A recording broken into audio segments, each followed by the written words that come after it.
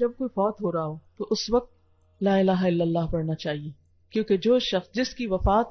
اس کلمے پر ہوگی،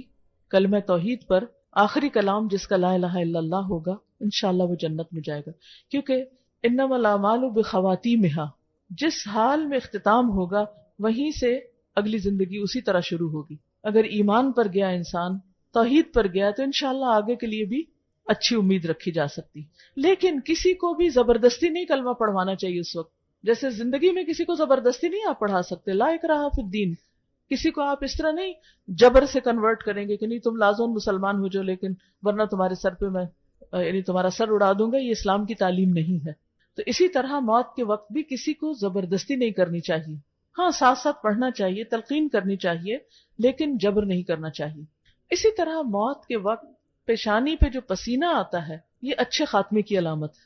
موت کی تکلیف برحق، نبی صلی اللہ علیہ وسلم کی وفات کا جب وقت آیا تو حضرت عائشہ کہتی ہیں کہ آپ کی تکلیف دیکھ کر میں کبھی کسی کی تکلیف کو برا نہیں سمجھتی، مومن کے لیے وہ تکلیف اس کی اگلی پچھلی خطاؤں کا کفارہ ہو جاتی۔ اس وقت اگر آپ کسی کو نزا کے عالم میں دیکھیں کہ وہ تکلیف میں ہے، کوئی قومے میں ہے، اس کی سانس بہت مشکل سے آ رہی اور اتنی مشقت اور جدوجہد ہو رہی ہے کہ اس کی پیشانی پر پسینے کے قطرے نظر آ رہے ہیں، تو اس پر بھی پریشان نہ ہو۔ ٹھیک ہے، دکھ تو ہوتا ہے، ایک تکلیف میں کسی کو دیکھ کر انسان خوش تو نہیں ہو سکتا، لیکن اس بات پر پھر اطمینان رہے کہ ایک اچھا خاتمہ ہو رہا ہے، اس کے بارے میں، میت کے بارے میں حسن ظن رکھیں۔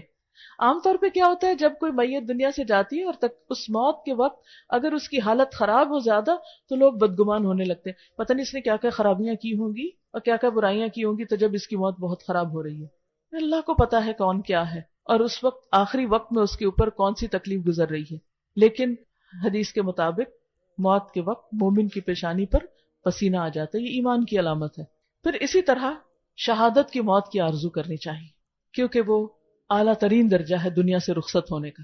کیونکہ شہید کا نہ حساب ہوتا ہے اور نہ ہی اس سے پوچھ ہوتی ہے، اور فوراً اس کی روح جنت میں داخل کر دی جاتی ہے۔ بڑی شہادت کے علاوہ انسان اگر پیٹ کی بیماری میں فوت ہوتا ہے یا ڈوب کے فوت ہوتا ہے یا گر کے، یا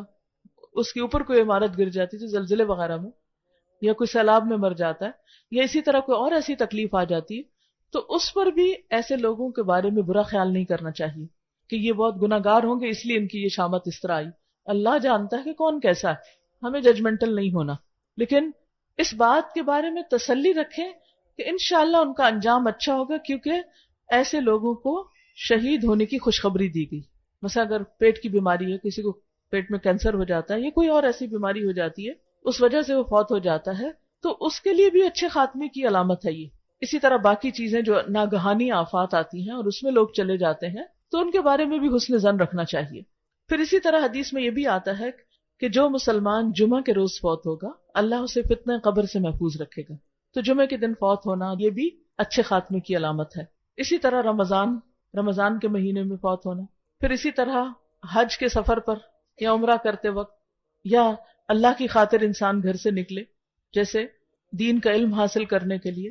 تو راستے میں اگر موت آ جائے تو یہ ساری موتیں جو ہیں یہ شہادت کی موت شمار ہوتی ہیں۔ کوئی شخص کسی کی موت کو دیکھ کر اس کے بارے میں کم سوچے، اپنے بارے میں زیادہ فکر کرے کہ یہ وقت مجھ پہ بھی آنا ہے، کون سا وقت ہوگا، وہ کون سا دن ہوگا، وہ کون سی جگہ ہوگی، اس کے بارے میں روز سوچنا چاہیے۔ اور آج کل آپ دیکھیں کہ ایسے طریقے سے بعض اوقات موت آ جاتی ہے کہ باڈی بھی نہیں ملتی،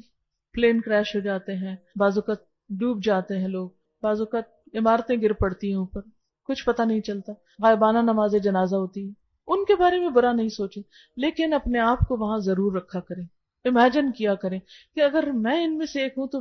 تو کیا ہوگا۔ اس کے لیے مجھے آج دعا کرنی ہے اپنے لیے کہ اللہم بارک لی فی الموت وفی ما بعد الموت، اللہ میری موت میں بھی برکت ڈال اور موت کے بعد آنے والے معاملات میں بھی ان سب کو اچھا کر دے۔